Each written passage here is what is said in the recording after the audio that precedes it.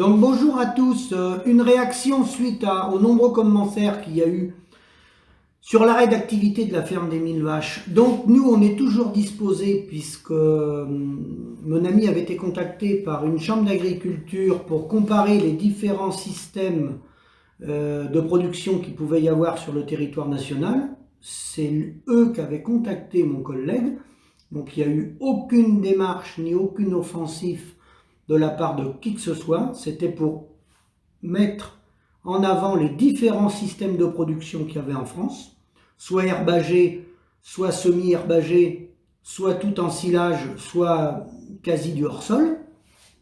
On n'a pas apporté de jugement sur les modèles. Certains ne peuvent pas modifier leur modèle de par le parcellaire ou de par les situations historiques des exploitations. Simplement, lorsqu'il a été contacté, lui, il était prêt à jouer carte sur table, bien sûr, puisqu'il avait récupéré tous les documents comptables. Et nous attendons toujours les responsables de la Chambre d'agriculture pour comparer les systèmes. Et force est de constater que son système, qui n'est pas le mien, il est beaucoup plus avancé que moi je peux l'être, puisqu'il a pris des décisions bien avant, il avait anticipé bien avant, c'était un choix de sa part, qui s'est avéré payant. Alors, au moment où il l'a pris, personne ne savait ce qu'allait devenir l'évolution du monde agricole, mais certes, il a pris de l'avance sur les autres. Force est de constater que son résultat économique, il est imparable.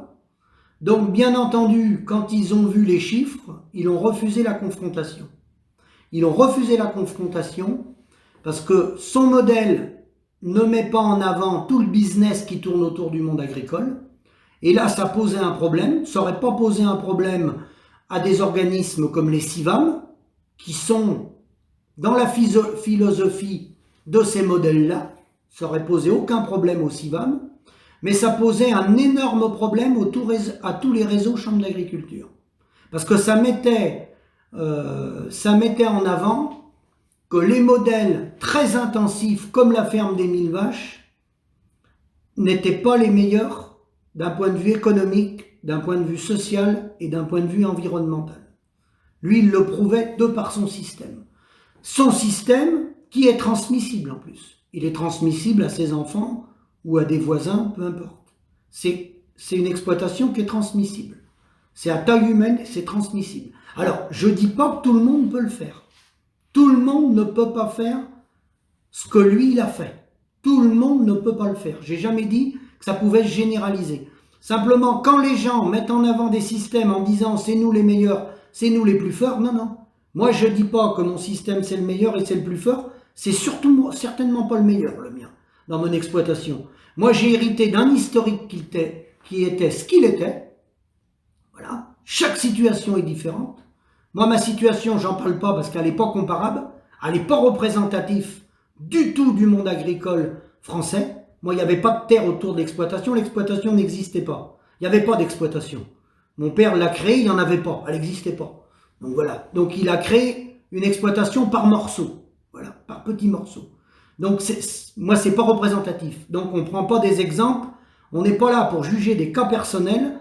On est là pour essayer de trouver des solutions pour qu'un maximum d'agriculteurs puissent vivre sur le territoire national avec des modèles qui valorisent leurs produits, qui font des produits de qualité, qui plaisent aux consommateurs et qui rémunèrent le producteur. Parce que produire toujours plus par unité de travailleurs pour ne pas avoir de revenus, ça n'a aucun sens.